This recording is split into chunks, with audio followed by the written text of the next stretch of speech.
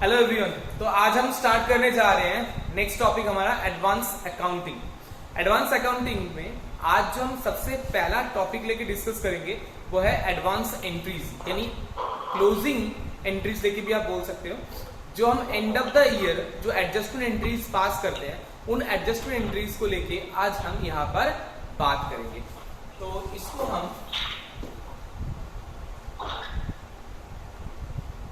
End of the period adjustment नाम रख रहे हैं।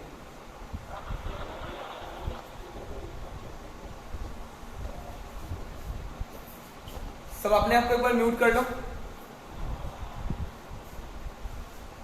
आज हम सबसे पहले जो बात करेंगे वो है prepaid expenses and outstanding expense लेके। तो सबसे पहले बात, what is expense?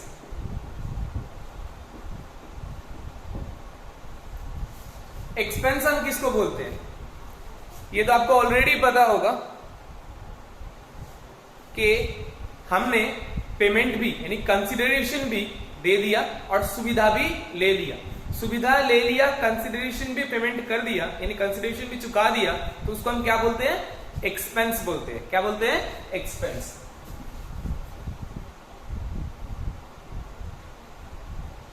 Benefit received and consideration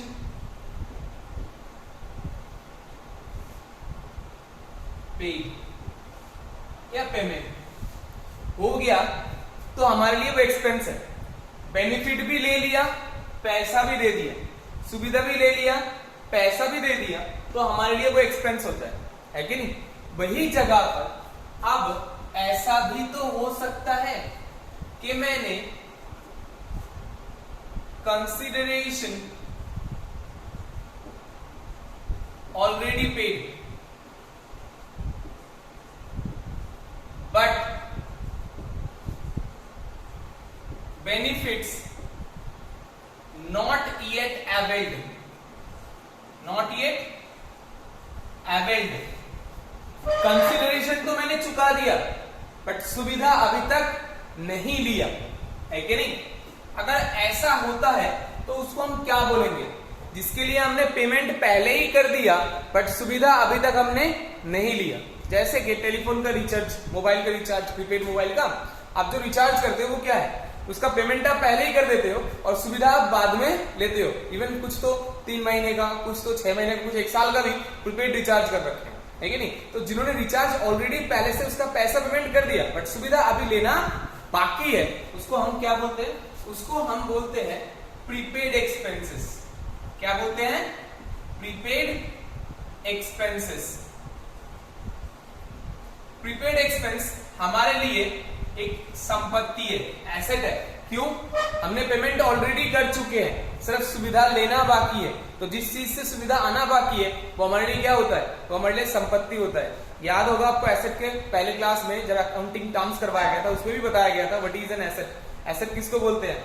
asset एक इकोनॉमिक रिसोर्स जिससे हम इनकम अराइज करते हैं या बेनिफिट्स अवेल करते हैं, है कि नहीं? तो वही हुआ यहाँ पर। ये देखो पेमेंट ऑलरेडी हो चुका है बट सुविधा आना बाकी रह गया। तो सुविधा आना बाकी रह गया इसीलिए हमारे लिए संपत्ति है। इसको हम बोलते हैं प्रीपेड एक्सपेंसेस। क्या बोलते हैं? Prepaid expense. वही जगह पर दूसरे साइड में आ जाते हैं। दूसरे साइड में हम बात करेंगे कि हमने बेनिफिट तो ले लिया, बेनिफिट्स ऑलरेडी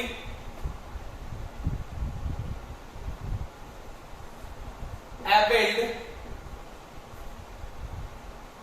बट कंसिडरेशन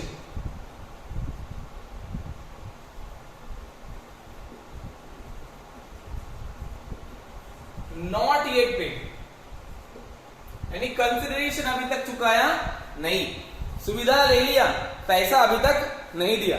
सुविधा ले लिया, पैसा अभी तक नहीं दिया है, तो वो हमारे लिए बन जाता है आउटस्टैंडिंग एक्सपेंसेस। क्या बन जाता है? Outstanding expenses.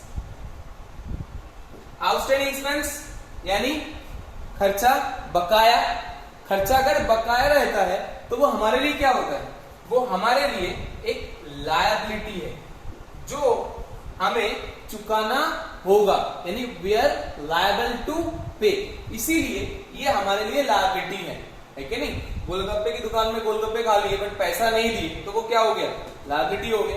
ईएमआईटी में पैसा दे दिए बट अभी तक सुविधा नहीं लिए तो वो क्या हो गया, प्रीपेड, है कि नहीं। तो प्रीपेड एक्सपेंसेस मतलब जिसका हमने पैसा चुका दिया बट सुविधा अभी तक नहीं लिया, वो हमारे लिए प्रीपेड एक्सपेंसेस। और प्रीपेड एक्सपेंस हमारे लिए क्या होता है, एसेट। वही जगह पर हमने बेनिफिट तो ले लिए बट पैसा अभी तक नहीं चुकाया तो वो हमारे लिए क्या हो जाता है, लायबिलिटी हो जाता है। अब इसका किस तरीके से हम एडजस्टमेंट करते हैं, किस तरीके से एंट्री करते हैं, अब हम उसको लेके बात करेंगे। पहले आप लोगों को ये समझ में आ गया तो इसको इरेज करूं, आप एक बार स्क्रीनशॉट ले सकते हो, वैसे आप लोगों को वीडियो मिल जाएगा। इरेज कर रहा हूं मैं।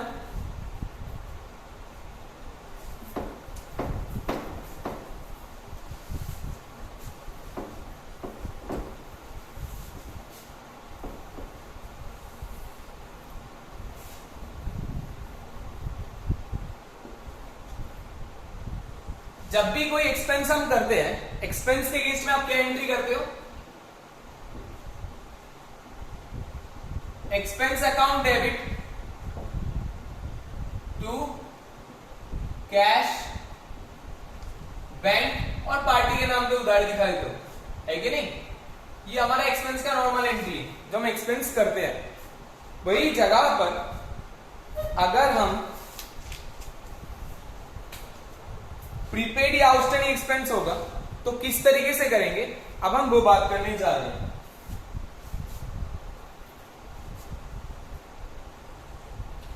सबसे पहले हम बात कर लेते हैं आउटस्टैंडिंग एक्सपेंस लेकर, उसके बाद हम बात करेंगे प्रीपेड एक्सपेंस लेकर। तो बता आउटस्टैंडिंग एक्सपेंस किसको बोले थे, अभी आपने थोड़ी देर पहले खुद ने ही बताया थे कि हमने सुविधा ले लिया बट पेमेंट अभी तक नहीं किया तो वो हमारे लिए क्या हो जाता है, आउटस्टैंडिंग एक्सपेंसेस। अब एग्जांपल, जैसे सपोज करो हर महीने का जो सैलरी होता है वो नेक्स्ट मंथ 10 तारीख को पेमेंट होता है कि नहीं। हर महीने का सैलरी नेक्स्ट मंथ 10 तारीख को, तो इस हिसाब से अप्रैल 20 का सैलरी जो होगा वो 10 मई को पेमेंट होगा, है कि नहीं। मई का जून में, जून का जुलाई में, जुलाई का अगस्त में, ऐसे करके चलते जाएंगे। ऐसे करके दिसंबर का जो होगा वो हम 10 जनवरी 2021 को पेमेंट कर रहे हैं। बट ये एक ही फाइनेंशियल ईयर के अंदर है क्योंकि आपका फाइनेंशियल आपको पता है 1 अप्रैल से स्टार्ट होता है और खत्म कब होता है, 31 मार्च को। तो अगर ये 1 अप्रैल 2020 से स्टार्ट हुआ है तो ये ईयर खत्म कब होगा, 31 मार्च 2020 को। बिल्कुल सही। तो देखो दिसंबर तक अपनी ये एंट्री करें। जनवरी का क्या होगा, जनवरी 21 का जो सैलरी है वो 10 फेब 21 को पेमेंट होगा। फरवरी का मार्च में होगा। बट बताओ मार्च का जो सैलरी होगा यानी मार्च 21 का जो सैलरी है वो पेमेंट कब होगा। बिल्कुल सही, आप सही बोल रहे हो, वो पेमेंट होगा 10th ऑफ अप्रैल 21। अब तुम एक बात बताओ, ये जो मार्च का सैलरी है ये पीरियड है 20-21 और यहां से एक नया पीरियड स्टार्ट हो रहा है 21-22। तो कौन से पीरियड का खर्चा है, ये 20-21 का खर्चा है या 21-22 का एक्सपेंसेस है। हाँ कुछ लोग जरूर बोलेंगे पेमेंट यहां पर हुआ है तो इसका खर्चा है। नहीं, गलत है, क्योंकि आप लोगों को पता है ये खर्चा आप पेमेंट जो कर रहे हो वो मार्च का कर रहे हो, तो खर्चा तो है एक्चुअल मार्च का, बट पेमेंट यहां हुआ, पेमेंट यहां जाके हुआ। यहां पर वो खर्चा है बट वो खर्चा बकाया है, और यहां पर वो खर्चे का पेमेंट नहीं हो रहा है, बकाया का पेमेंट हो रहा है। अगर इस तरीके से आप दिखा पाओ तो आप इस खर्चे को पर्टिकुलर जगह पर दिखा पाओगे। ये हमने पीरियडिक कॉन्सेप्ट के टाइम आपको ऑलरेडी बताया था कि जो खर्चा या जो इनकम जिस पीरियड का है उसको उसी पर्टिकुलर पीरियड के अंदर हमें दिखाना होता है। ताकि उस पर्टिकुलर पीरियड का इनकम एक्सपेंसेस हमें पता लगे। बिल्कुल सही। तो ये खर्चा मार्च का है, हमें मार्च में दिखाना था और उस खर्चे को बकाया बोल के दिखाना था, क्योंकि यहाँ पर खर्चा तो दिख रहा है, मतलब एक्सपेंस तो दिखेगा, बट एक्सपेंस आउटस्टैंडिंग बोल के दिखेगा। और यहां पर वो आउटस्टैंडिंग का हम पेमेंट करेंगे, यहां पर आउटस्टैंडिंग का हम पेमेंट करेंगे। अब ये होगा कैसे, अब इसको लेके बात करते हैं।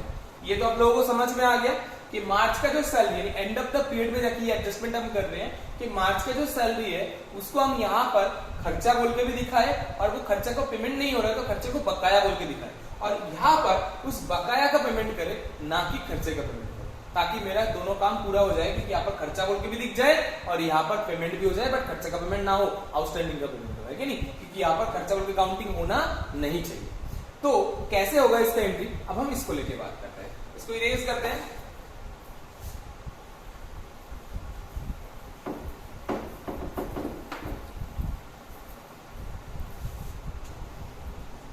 यानी मेरा फाइनेंशियल ईयर 2020-21 20-21 का 31 मार्च 21 को हम एंट्री करेंगे, क्या बोल के, सैलरी आउटस्टैंडिंग दिखाने के लिए।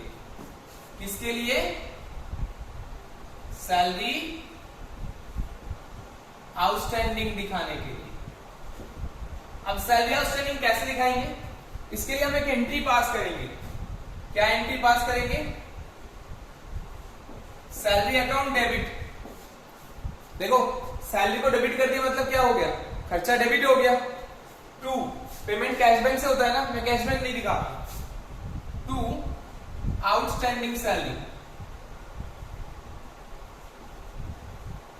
अगर ऐसा दिखा दिया तो सैलरी क्या हो गया? बकाया हो गया। यहां पर सैलरी अथवा एक्सपेंस भी दिख गया, बट वो सैलरी क्या बोल के दिखा? बकाया बोल के। मान लो कितना रुपए? 10,000। तो इस साल का जब मैं मेरा प्रॉफिट एंड लॉस बनाऊंगा तो यहां पर डेबिट साइड में टू सैलरी बोल के तो दिख जाएगा 10,000 रुपए, बट इसका पेमेंट नहीं हुआ। इसलिए इस साल के बैलेंस शीट की बात करूं तो बैलेंस शीट के लायबिलिटी में, करंट लायबिलिटी के अंदर आउटस्टैंडिंग सैलरी बोल के दिखेगा कितना? 10,000, है कि नहीं? इस तरीके से आपका दोनों चीज दिखेगा, यानी आपका बैलेंस शीट में भी, आपका प्रॉफिट एंड लॉस में भी। प्रॉफिट एंड लॉस में आपका खर्चा दिखाई देगा और बैलेंस शीट में आपका वो लायबिलिटी दिखाई देगा, क्योंकि हमने अभी तक ये लायबिलिटी पेमेंट नहीं किया। सेम जगह पर अगर मैं नेक्स्ट ईयर की बात करूं, नेक्स्ट ईयर यानी 2021-22 के, हाँ, तो इस एंट्री को मैं इरेज कर दूं।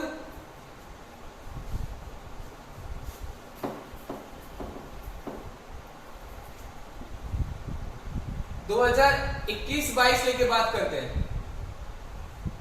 21-22 में 10/4/21 को हम क्या करेंगे? वो आउटस्टैंडिंग सैलरी का पेमेंट करेंगे।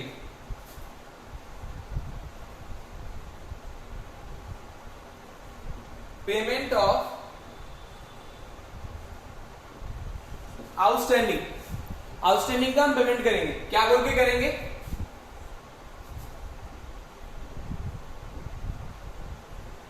Outstanding salary account debit to bank, कितना? वही 10,000 रुपए। तो देखो, आपने यहां पर आउटस्टैंडिंग को आपने क्रेडिट किए थे, यहां पर आउटस्टैंडिंग डेबिट हो गया, तो आउटस्टैंडिंग खत्म हो गया।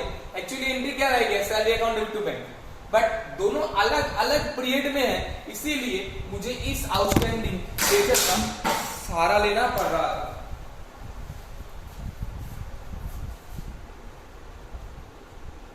एक सेकेंड होल्ड करना। अब हम बात करते हैं 2021-22 में क्या एंट्री होगा। 2021-22 में एंट्री अपने समझ लिए, outstanding salary account debit to bank. जो आउटस्टैंडिंग यहां पर क्रेडिट हुआ था, हमने उसको यहां पर क्या कर दिया? डेबिट, और बैंक से पेमेंट हो रहा था तो टू बैंक बोल के दिखा दी। तो यहां पर हमने एक्सपेंस को दिखाया और एक्सपेंस को क्या बोल के दिखाया, आउटस्टैंडिंग बोल के। और यहां पर हमने एक्सपेंस नहीं दिखाया, यहां पर हमने सिर्फ इस आउटस्टैंडिंग का पेमेंट कर दिया। हो गया मेरा एंट्री। अब इस साल के अगर प्रॉफिट एंड लॉस में देखोगे, इस साल के प्रॉफिट एंड लॉस में ये आउटस्टैंडिंग सैलरी तो यहाँ पर पेमेंट हो चुका है, तो कोई कहानी नहीं रहेगा। और बैलेंस शीट में जाएंगे तो बैलेंस शीट में करंट लायबिलिटी में आपका आउटस्टैंडिंग सैलरी अब खाली, क्यों, पेमेंट हो चुका है। हाँ, इस साल के आखिरी में अगर दोबारा से क्रिएट होगा तो दोबारा से यहाँ पर दिखना स्टार्ट हो जाएगा। आउटस्टैंडिंग सैलरी, यहाँ पर सैलरी बोल के सैलरी का एक्सपेंस, और आउटस्टैंडिंग सैलरी यहाँ पर आउटस्टैंडिंग सैलरी में दिखना स्टार्ट हो जाएगा। इस तरीके से हम सैलरी को एडजस्ट करते हैं। किसी को इसमें कोई प्रॉब्लम है तो क्वेरी में पूछ सकते हो आप लोग। मैं एक बार सबको अनम्यूट कर रहा हूं। तो अब हम जो नेक्स्ट ऑप्शन देखने वाले हैं वो है प्रीपेड एक्सपेंस, यानी एक्सपेंस का दूसरा हिस्सा।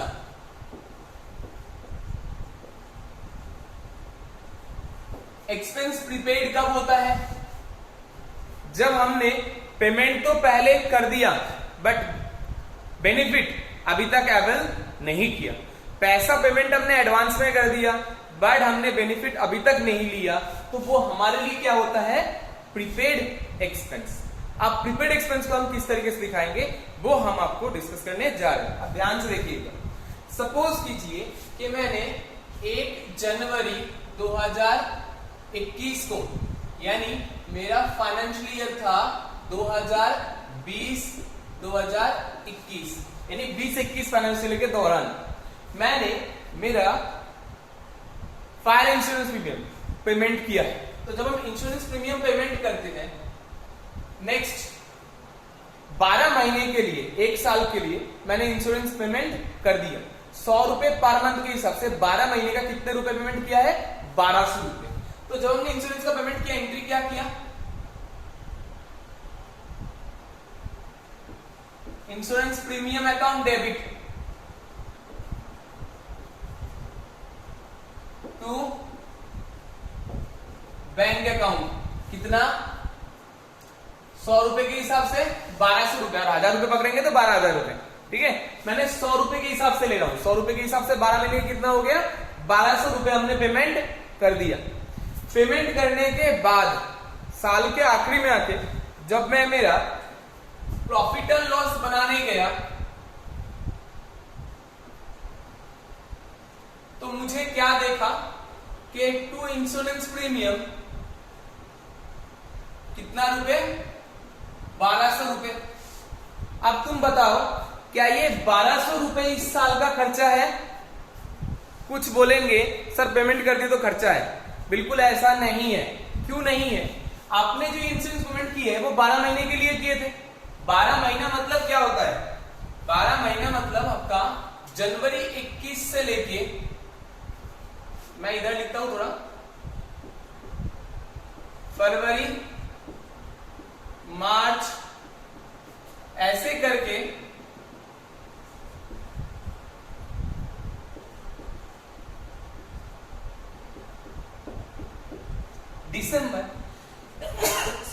दिसंबर 21 तक की हमने ये पेमेंट किया है 12 महीने का। इस 12 महीने में से ये जो 3 महीना है, जनवरी, फरवरी, मार्च, ये तो मेरा फाइनेंशियल ईयर है 2020-2021 में। बट जो रिमेनिंग है ये 9 महीना, अप्रैल से लेके दिसंबर, ये 3 मंथ है।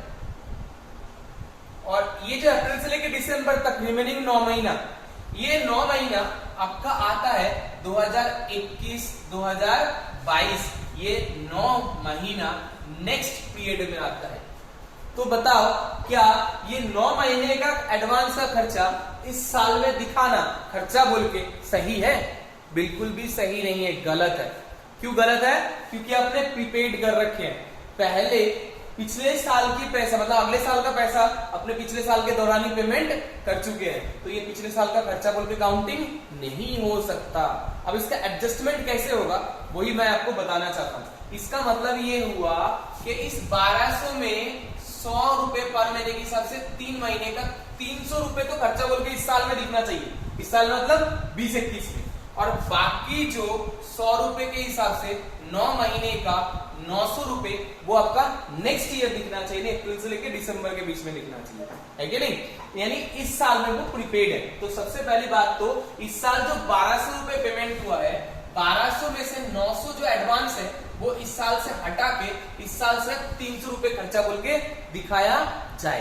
अब ये दिखेगा कैसे, इसका हम एंट्री आपको बताते हैं। जब अपने इंश्योरेंस प्रीमियम का पेमेंट किए तो आप एंट्री क्या किए थे?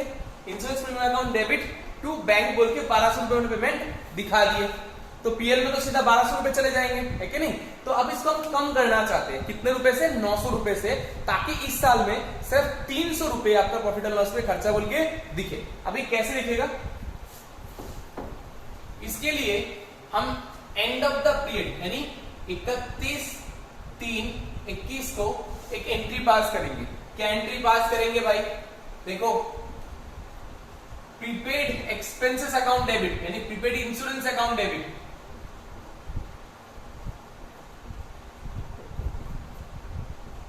टू, ये यहां पर डेबिट था, इसको क्रेडिट कर दो, टू इंश्योरेंस प्रीमियम अकाउंट। कितने रुपए से? 900 रुपए से, 900 रुपीज से। तो क्या होगा, इस एंट्री को करने के बाद आपका प्रॉफिट एंड लॉस में पीएल में इंश्योरेंस प्रीमियम में रह जाएगा कितना? 1200 माइनस 300 की कितना रह जाएगा? 900 रुपए, सॉरी 1200 माइनस 900 मतलब कितने रुपए दिख जाएगा? 300 रुपए। और बैलेंस शीट की बात करूं तो बैलेंस शीट में प्रीपेड एक्सपेंस हमारे लिए क्या होता है? एसेट बताया था ना, करंट एसेट के अंदर प्रीपेड एक्सपेंस बोल के दिखेगा क्या? 900 रुपए, जो हमने एडवांस में पेमेंट कर दिया। ऐसे बोल के हमारा profit and loss and balance sheet दोनों जगह हम पिछले साल यानी 2020-21 के दौरान इस तरीके से हम दिखाएंगे। हो गया? अब 20-21 में देखने के बाद नेक्स्ट ईयर की बात आएगा कि 21-22 में हम कैसे दिखाते हैं। पहले ये बताओ, यहां तक आप लोगों को कोई क्वेरी या कुछ पूछना है? किसी को कुछ पूछना है? तो अब हम बात करते हैं नेक्स्ट ईयर, यानी मेरा 2021-22 में क्या होगा। 21-22 में 31 दिसंबर में आपका इंश्योरेंस जो प्रीमियम एडवांस था वो खत्म हो जाएगा। तो 31 दिसंबर यानी 31/12/21 को हम एक एंट्री पास कर देंगे, जो हमने प्रीपेड दिखा रखे थे उसको खत्म करने के लिए, उसको एक्सपेंस में कन्वर्ट करने के लिए। अब प्रीपेड को हम एक्सपेंस में कैसे कन्वर्ट करेंगे, उसके लिए हम एक एंट्री करेंगे। देखो, प्रीपेड पहले हमने डेबिट किए थे, याद होगा, संपत्ति था। अब उसको डेबिट किए थे पहले, तो अब क्या करेंगे? इसको क्रेडिट कर देंगे। और डेबिट किसको करेंगे? प्लीज खर्चे लेजर को। खर्चा कौन सा है? Insurance premium. तो हम अब एंट्री करेंगे खर्चा अकाउंट डेबिट। देखो, पिछले साल इंश्योरेंस प्रीमियम डेबिट हुआ था, तब 1200 रुपए में हुआ था, फिर क्रेडिट हो गया था 900 रुपए से, तो एडजस्टमेंट होकर रह गया था पिछले साल में कितना? 300। अब इस साल में हम वो रिमेनिंग जो बचा हुआ था वो यहां पर दिखाएंगे, कितना? 900 रुपए। टू एडजस्ट किसके साथ करेंगे? कैशबैक तो पेमेंट हो नहीं रहा है, क्योंकि कैशबैक पेमेंट तो पहले ही हो चुका है हमारा, है ना? पेमेंट हमारा पहले ही हो चुका है। अब जब पेमेंट हमारा पहले हो चुका है, अब दोबारा से हम उसको पेमेंट तो करेंगे नहीं, तो क्या करेंगे? एडजस्टमेंट करेंगे। किसमें से एडजस्टमेंट करेंगे? वो प्रीपेड में से, जो हमने पहले पेमेंट दिखा रखे थे उसमें से। क्या बोल के? टू, ये देखो प्रीपेड एक्सपेंस यहाँ पर डेबिट किए थे ना प्रीपेड इंश्योरेंस को, अब यार उसको क्रेडिट कर दो। प्रीपेड इंश्योरेंस प्रीमियम कितना? 900 रुपए। तो अगर इस साल का प्रॉफिट एंड लॉस देखेंगे तो इस साल के प्रॉफिट एंड लॉस में टू इंश्योरेंस प्रीमियम बोल के दिखेगा 900 रुपए, है कि नहीं? बट अगर बैलेंस शीट देखेंगे तो बैलेंस शीट में करंट एसेट में आप कुछ भी नहीं रहेगा। क्यों? जितना भी प्रीपेड था उसको मैंने एक्सपेंस में एडजस्ट करवा दिया। अब कोई पैसा आपका प्रीपेड में नहीं है, इसलिए आप प्रीपेड में यहाँ पर बैलेंस शीट में कुछ भी दिखाई नहीं देगा। तो इस साल के बैलेंस शीट में करंट एसेट में ऐसा कुछ भी नहीं आएगा। हाँ, इस साल अगर दोबारा से हुआ ये ट्रांजेक्शन तो दोबारा से सेम कहानी चलते चलते रहेगा। इस तरीके से हम प्रीपेड एक्सपेंस को एडजस्ट करके दिखाते हैं। तो ये था हमारा प्रीपेड एक्सपेंस का। मैं एक बार दोबारा आपको बताता हूँ। नॉर्मली जब हम एक्सपेंस को पेमेंट करें, इंश्योरेंस पेमेंट को, हमने क्या एंट्री करे? Insurance premium account debit to bank बोल के हमने पेमेंट एंट्री पास कर दी। कितने रुपए? 100 रुपए पर मंथ की, सबसे 12 महीने का 1200 रुपए, ठीक है ना? 1200 रुपए पेमेंट करने के बाद साल के आखिरी में मैंने देखा कि इस 1200 में 300 रुपए यानी 3 महीने का जनवरी फरवरी मार्च पेमेंट कब हुआ था? जनवरी में। तो जनवरी फरवरी मार्च ये 3 महीना जो है वो इस पीरियड के अंदर आता है, मतलब इस फाइनेंशियल ईयर के अंदर आता है। इस फाइनेंशियल मतलब 2020-21 के अंदर। बाकी जो 9 महीने का वो मैंने एडवांस में पेमेंट कर दिया। 9 महीने का 100 रुपए के हिसाब से कितना होगा? 900 रुपए, जो हमने एडवांस पेमेंट कर दिया है कि नहीं? तो अब वो जो एडवांस हमने पेमेंट कर दिया 900 रुपए, वो मैं इस 1200 में से एडजस्ट करना चाहता हूँ। कैसे एडजस्ट कराऊंगा? उसके लिए हमने एक एंट्री पास की है। क्या एंट्री पास की है? Prepaid insurance premium account debit, ये हमने एसेट है इसलिए इसको डेबिट कर दिया एसेट को। टू इंश्योरेंस प्रीमियम अकाउंट कितने रुपए? 900 रुपए। हो गया? तो ये था आपका किसका? प्रीपेड का एंट्री कंप्लीट हो गया। अब प्रीपेड एंट्री करते ही आपका ये बैलेंस जो पहले 1200 रुपए खर्चा दिखा रहे थे वो देखो घट गया 900 रुपए से और रह गया कितना? 300 रुपए। देखो ना, ये 1200 रुपए आपका डेबिट हुआ था, इधर देखो यहाँ 1200 रुपए आपका डेबिट हुआ, उसके अगेंस्ट में यहाँ पर 900 रुपए का क्रेडिट हो गया। ये 1200 रुपए ये वाला, ये 900 रुपए आपका ये वाला, ये क्रेडिट हो गया। तो क्रेडिट होने के बाद एडजस्टेड बैलेंस कितना रह गया? 300 रुपए। कौन सा बैलेंस? Debit balance. खर्चा का डेबिट बैलेंस ही तो होता है, तो ये डेबिट बैलेंस रह गया। ये खर्चा का जो डेबिट बैलेंस है वो मेरा प्रॉफिट एंड लॉस में चला गया। क्या बोल के? टू इंश्योरेंस प्रीमियम बोल के 300 रुपए, ठीक है। और जो मेरा एडवांस था 900 रुपए, ये मेरा प्रीपेड था, है कि नहीं? ये प्रीपेड है, ये हमारे लिए क्या होता है? संपत्ति। संपत्ति कहां पर दिखता है? बैलेंस शीट में। बैलेंस शीट में कहां पर दिखेगा? करंट एसेट में। क्यों? क्योंकि शॉर्ट टर्म बेनिफिट आपको पता है। तो करंट एसेट के अंदर प्रीपेड एक्सपेंस बोल के हमने दिखा दिया कितने रुपए? प्रीपेड इंश्योरेंस प्रीमियम के अंदर 900 रुपए, ठीक है। तो ये तो हो गया पिछले साल यानी 2020-21। 2021-22 की बात करूं तो ये जो कितने 900 रुपए पेमेंट प्रीपेड कर रखे थे, इसको हम इस साल में क्या करेंगे? एडजस्ट करेंगे एक्सपेंस के साथ। किसके साथ? एक्सपेंस के साथ, है ना। इस साल में ये 900 रुपए हम एक्सपेंस बोल के दिखाएंगे। कैसे एक्सपेंस बोल के दिखाएंगे? तो हमने इसके लिए एंट्री पास करें, इंश्योरेंस प्रीमियम अकाउंट डेबिट यानी एक्सपेंस अकाउंट डेबिट टू। अब खर्चा तो कैश बैंक से जा नहीं रहा, क्योंकि कैश बैंक तो हमारा पहले ही जा चुका है, दोबारा तो जाएगा नहीं ना। तो एडजस्टमेंट हम कहां से करेंगे? एडजस्टमेंट करने के लिए हमने वही संपत्ति को ले ली। संपत्ति कौन सा? Prepaid expense. जो प्रीपेड एक्सपेंस पहले डेबिट हुआ था, इस साल वो क्रेडिट हो गया, यानी खत्म हो गया प्रीपेड। रह गया सिर्फ क्या? Insurance premium. कितने रुपए? 900 रुपए। देखो यहाँ पर वही 900 रुपए आपका प्रॉफिट एंड लॉस में इस साल में खर्चा करके दिखा रहा है। अगर फर्दर दोबारा इंश्योरेंस नहीं करवाता है तो, अगर फर्दर दोबारा करेंगे फिर 300 रुपए इस साल में और जुड़ेगा, आपको पता है, फिर 1200 हो जाएगा और फिर 900 रुपए एडवांस रह जाएगा, वो नेक्स्ट ईयर में चला जाएगा, है कि नहीं। तो इस तरीके से कंटिन्यूअस चलते जाएगा। बट मैंने यहाँ पर आपको ईयर एंड करके दिखा दिया कि अगर यही पर ईयर एंड हो गया तो यहाँ पर आपका खर्चा बोल के रह जाएगा कितने रुपए? 900 रुपए आपका यहाँ पर प्रॉफिट एंड लॉस में खर्चा बोल के रह जाएगा। ये देखो यहाँ पर दिख रहा है टू इंश्योरेंस प्रीमियम 900 रुपए, है कि नहीं। और इस साल के प्रीपेड में आप कुछ नहीं, क्योंकि मैंने फर्दर दोबारा इंश्योरेंस नहीं करवाया। अगर दोबारा फर्दर इंश्योरेंस करवाता हूं तो यहाँ पर 1200 हो जाता, क्यों? 300 रुपए इस साल का खर्चा और 900 रुपए फिर एडवांस, फिर 900 रुपए यहाँ पर आपका प्रीपेड में आ जाता, ठीक है। इस तरीके से ये कंटिन्यूअस चलते रहेगा। इसी को हम बोलते हैं end of the period adjustment. जो हमने अभी आपको दिखाया वो एक्सपेंस का था। किसका था? एक्सपेंस का। इसमें हमने 3 चीज सीखे, एक तो एक्सपेंस, दूसरा प्रीपेड एक्सपेंस, तीसरा आउटस्टैंडिंग एक्सपेंस।